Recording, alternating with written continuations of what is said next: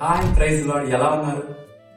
యేసు ప్రభు సువార్తను ప్రకటించి తర్వాత అంతా అయిపోయిన తర్వాత శిష్యులందరికీ చెప్తారు, అక్కడ కపెర్నహూము నుంచి వేరొక ప్రాంతానికి మీరు ముందు వెళ్ళిపోండి అని. 6వ అధ్యాయం యోహాను సువార్త 16వ వచనంలో ఈ మాటలు కనబడతాయి.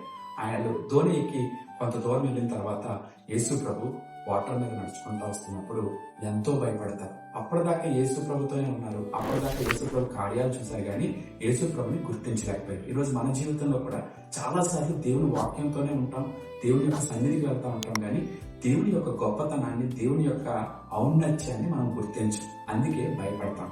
అక్కడ భయపడ్డారు. వెంటనే యేసు ప్రభు అంటాడు, భయపడొద్దు.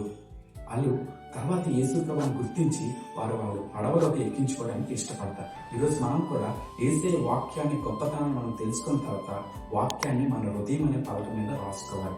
అప్పుడే మనకు డెస్టినేషన్కి, లేదంటే మన యొక్క గమ్యానికి మనము కరెక్ట్గా రీచ్ అవ్వగలం. ఈరోజు వాళ్ళు ఇష్టపడ్డారు దేవుని ఎక్కించుకోవడానికి. ఈరోజు నువ్వు నేను యేసు ప్రభుని, ఆయన వాక్యాన్ని మన హృదయంలో పెట్టుకోవడానికి, నడిపించుకోవడానికి ఇష్టపడుతున్నామా లేదా?